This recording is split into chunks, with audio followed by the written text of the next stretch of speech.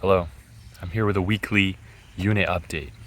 Maybe not weekly, but I'm also here with one of the top 10 pine trees of all time. It is way up there. Top 10. Highly rated. Highly rated. People come for miles to see this pine tree right here. This is gonna be informal. I'm not gonna edit it. Boring alert again. Click away if you are bored. It's okay, you can be bored. But here are my notes. The whole mission, a server in every home. That's what we're trying to do here.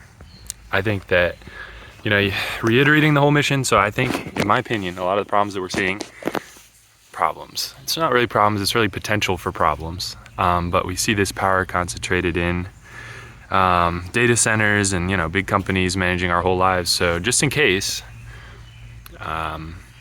what if instead of having thousands of acres in our country taken up by these big data centers that run water dry for local residents and, tons of heating and cooling and all that stuff. I mean, there are jobs there too, but anyway, if we rely on these big old buildings that are out in the middle of nowhere, or maybe not, kind of puts us in a weird place.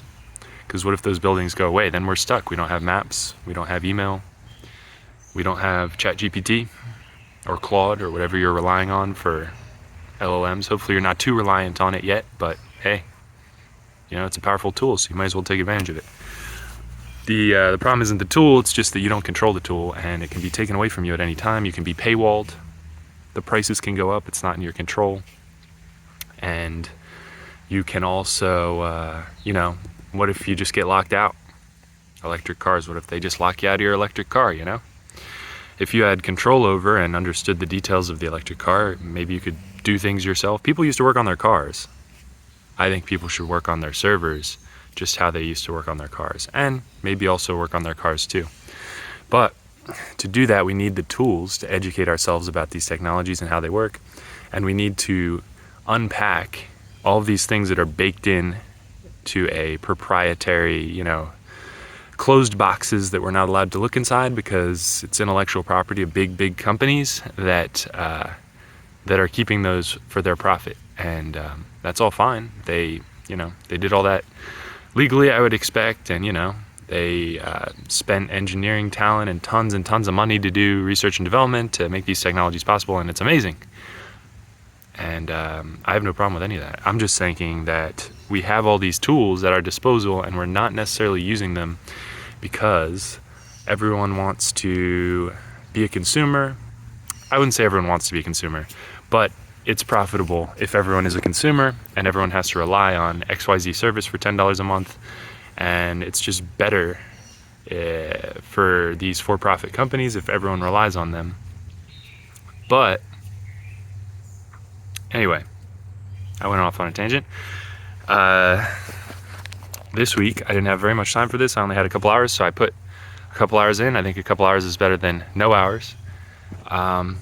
So keeping me accountable here, I did install Olama on the Nuke. I found out that this cheap Think Center thing that I got, this Lenovo Think Center that I bought on Amazon, I could not get it to run Linux. Yeah, I tried NixOS, I tried Debian. The installers would not boot because it couldn't mount the installation media, and I couldn't even get the live CD for Debian to work, so I just gave up.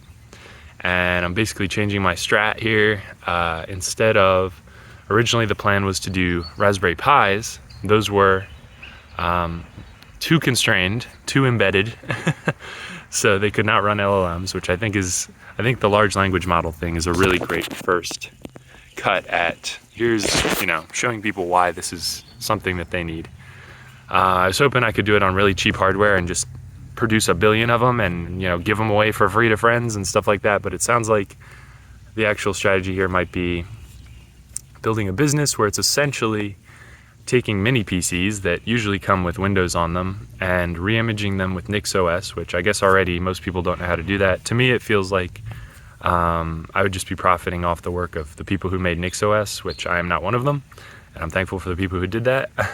But I think there's a non-trivial amount of service going on, like in terms of taking that PC and putting the new OS on it. So In addition to that, I would like to add a user interface component that comes with it. And the purpose of that will be for the layperson who doesn't know anything about Linux or NixOS or any of that stuff. I don't envision this being like a desktop thing. I want it to be something almost like an IoT where you like plug it in, set it up one time, and then it's just always set up. But yeah, that user interface is going to bridge that gap, because obviously Linux, NixOS, you can do anything with those computers, but you have to know what you're doing, and it can get very, very technical. You have to be able to write code or, you know, configure really complex software, all that stuff. So my goal is to build a user interface that just makes the process of getting this whole setup easy. Self-hosting for every person, basically, is what I'm trying to build here. So the first user interface, I think, at first I had this whole Wi-Fi flow working for the Pi, but now that I'm throwing that out the window, I think it's more important to probably just provide that Olama user interface and maybe start sketching out like an app framework where you can write your own scripts and things and they can function like apps on your computer. But Olama's number one, and then number two is Tailscale, or doing it yourself with WireGuard, maybe in the future, but for now Tailscale is the way to go.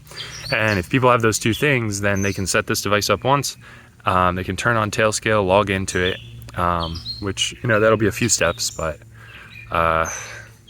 better than having to do everything yourself, and can make it easier over time. And then they can have that Olama that they can access on their phone from anywhere as long as they're connected to Tailscale. I guess maybe someday it would be better not to have a VPN at all. I think it's the most secure, but, you know, had some conversations with some dear friends who told me about ways to mitigate a lot of the risks that come with opening a port on your local network to the open internet. So I'm going to think about those and percolate a little bit, and maybe there's a better way to do it. And maybe there could be a unit.pagekey.io like subdomain that people get when they buy a unit, and their unit has like a specific subdomain that they can access it from. So it would be like some randomly generated name like Red Snapping Turtle or something, like the Docker containers, they get their fancy names. And then they just go to that address and they can log into their personal unit. I don't know.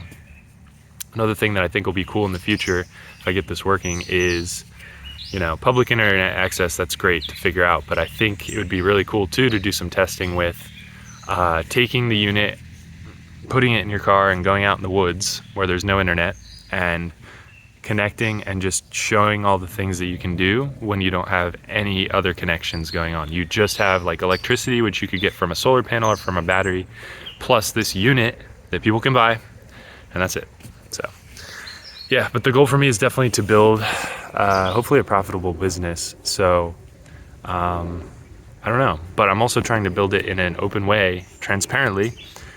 So here's the irony. I'm going to start by making that user interface piece closed source, proprietary. I'm going to lock it down for profit, which is complete hypocrisy, right? But here's my thinking. I'm going to start by doing that just because if my dear friends watching this video are just going to undercut me by taking my idea and doing this too, I want to put some space between me and them, because business, you know, it's a little cutthroat out there at times. So if somebody just took my idea here and then just put more hours into it and more money and more people and beat me out, I would be disappointed. So I'm trying to mitigate that from happening. But if that is an urge that you have, reach out to me. Why don't we work together on this? Anyway, maybe that could be open sourced eventually, but I think I'm going to start closed source, and I'm going to start for profit here. I'm going to add a certain percentage to the value of the mini PC that I buy, and then resell it with the custom software flashed onto it. And that's my current plan. So this week, maybe I can complete that prototype, and if I'm feeling good about it, I guess I could buy a mini PC, flash it on there, maybe write down the procedure so that I can recreate it, and then I'll list it for sale, I guess, on, you know, my website or something. I have to figure that piece out, or maybe eBay or something like that. But anyway, that's what I'm thinking.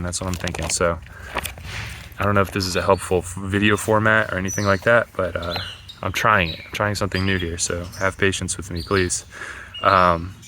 Yeah, so I'm gonna work on the UI this week and get it onto the Nuke. Stretch goal would be to host Nginx or something to host the binaries, the compiled binaries of my user interface, so that it can be pulled down.